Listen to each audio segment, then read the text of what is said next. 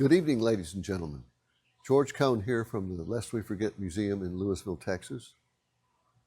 The museum is to preserve the legacy of our World War II soldiers, of the American sacrifice and what they did in order to secure freedom for the Western world. Tonight I would like to talk about a particular incident at the Salerno invasion.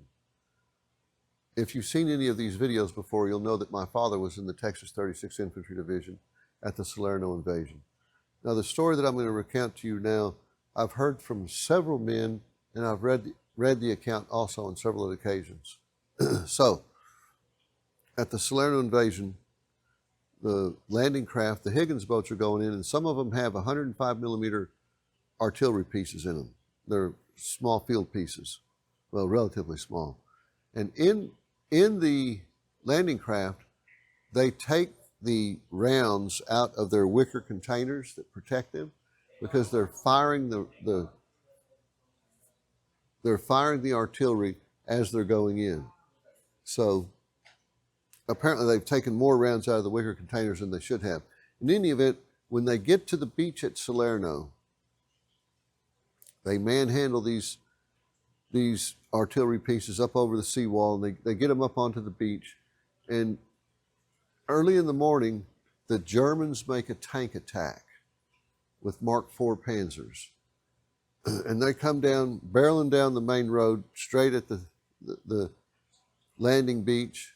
And these artillery pieces, the boys go to load their rounds, and they won't seat into the breach because the rounds have rolled around in the landing craft and it's dented up the casings, and so they're not round anymore, and so they won't seat. And so they're stuck. I mean, they got a big problem because they got the German tanks coming right at them, and they need to be able to fire this artillery at them to defend themselves. So if you know how an artillery round works, it's just the same as a bullet. It has a primer in the middle of it. And so the captain of this artillery unit picked up a pole axe, and a pole axe is flat on the back of it. It's a sharp end on one side, and it has a hammer on the back side of it. And he started beating the artillery rounds into the breech of the cannon. Now you have to understand how dangerous that is, because if he misses the side of the round and he hits the primer in the center, that round's going to go off, and not being secured in the breech, that's going to go off like a cannon or like a grenade. It's going to blow him and everybody around him up. So he was successful in seating the round into the breech. They closed it, they sealed the breech, pulled the lanyard, and fired and hit that German tank and knocked it out. And then the other guys on down the line proceeded to do the same thing with their cannons because they saw what the captain had done. So as I understand from the men of the 36th Division, when those German tankers came flying out of their tanks, they were on fire because they'd been hit. And I think that the Texans shot most of those guys. There was not a good relationship between the Texans and the German tankers at Salerno.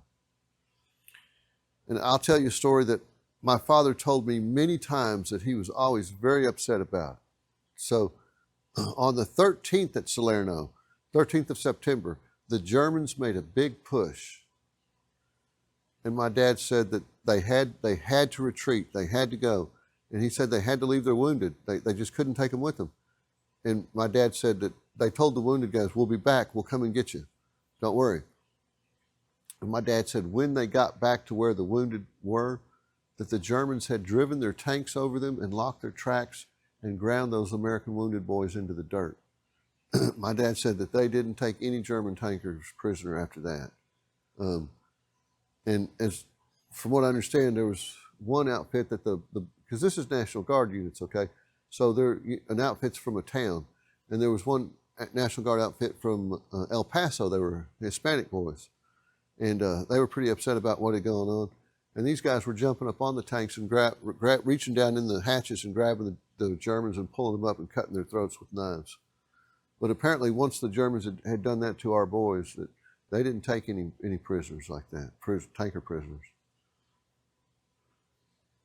My dad also told me, he said that that they had encountered some SS. Now, there weren't much SS in Italy at all, But in any event, my dad said that they had encountered some SS and that they had executed our prisoners.